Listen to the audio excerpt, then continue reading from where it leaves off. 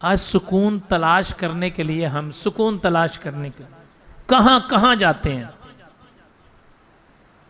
कई लोग परेशानी के आलम में क्या करते हैं, परेशानी होती है ना, परेशानी के आलम में सुकून ढूंढने के लिए शराब खाने चले गए।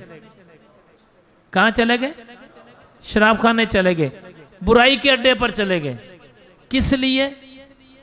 कि वहां जाऊंगा तो सुकून मिलेगा। ये तो वो हिसाब हो गया, किसी बंदे के कपड़े नापाक हो गए, अब कपड़ों को पाक करने के लिए गंदी नाली का पानी लेके उससे कपड़े पाक कर रहा है। वो पाक नहीं होंगे बल्कि मजीद वो पलीत होंगे। ऐसी सूरत हाल है। परेशानी के आलम में शराब खाने जाने वाला यूं समझता है कि मुझे सुकून मिल जाएगा, सुकून नहीं, मजीद उसकी कब्र और हशर भी खराब होगी। सुकून के लिए क्या करना चाहिए? देखे ना, सुकून के लिए हमें क्या करना चाहिए कि जिससे सुकून मुयस्सर हो बंदे को।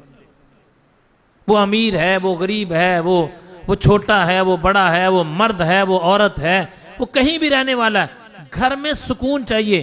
अच्छा, बहुत मर्तबा देखने में आता है, मेरी बात तवज्जो से सुनेंगे तो समझ आएगी। एक घर में 10 अफराद रहते हैं, कितने? या 20 अफराद रहते हैं, लेकिन बड़ा सुकून है, सब सुकून से रहते हैं। एक घर के अंदर 5 अफराद रहते हैं, बड़ा सुकून है। कई घरों के अंदर 2 अफराद रहते हैं, सुकून नहीं होता। 3 अफराद रहते हैं, 2 मियां बीवी, 1 बच्चा, सुकून नहीं है। कई घरों के अंदर 20 अफराद हैं लेकिन सुकून नहीं है। ये सुकून वाले घर कौन से हैं और बेसुकूनी वाले कौन से हैं? किन घरों को सुकून मिलता है, किन घरों में सुकून?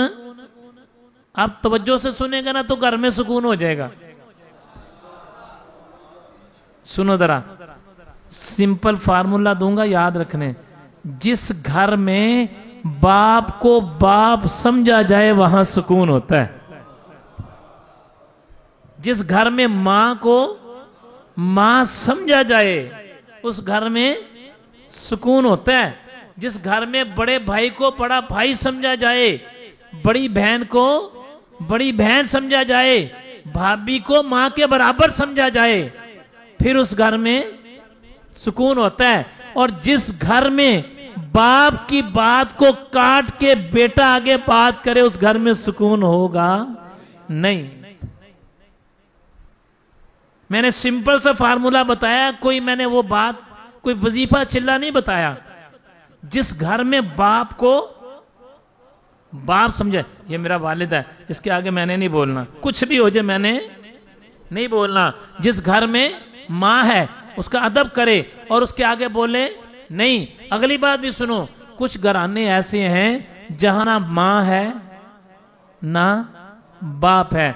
माँ भी दुनिया से चली गई और बाप भी दुनिया से चला गया। अब बीवी बच्चे हैं, बच्चे अभी छोटे हैं और मियाँ बीवी रहते हैं। जहां बीवी अपने शौहर पर पूरा एतमाद करके शौहर की इज्जत को महफूज रखे उस घर में सुकून होता है। जहां पर शौहर अपनी बीवी की इज्जत को महफूज रख के बीवी का हक बीवी को दे, बच्चों का हक बच्चों को दे, हलाल कमाई कमा के अपने बच्चों को खिलाए, किसी गैर को ना खिलाए, उस घर में सुकून होता है, बेसुकूनी नहीं होती। अब अगली बात और गौर से सुने, जिस घर में सुबह तिलावत कुरान हो, अल्लाह क्या हो, गौर से सुनेंगे तो ईमान ताजा होगा। जिस घर में सुबह तिलावत कुरान हो, नमाज जमात से पढ़ी जाए, जहां तो मस्जिदें हैं, जहां इस्लामी ममालिक हैं, जमात से जाके मसाजिद में नमाज पढ़े, मर्द हज़रात, औरतें अपने घरों में नमाज पढ़ें। जिन घरों के अंदर सुबह की नमाज भी पढ़ी जाए, जोहर की भी पढ़ी जाए, असर की भी पढ़ी जाए, मगरिब की भी पढ़ी जाए, इशा की भी पढ़ी जाए, उन घरों के अंदर बाप को बाप समझा जाता है, उन घरों में सुकून होता है।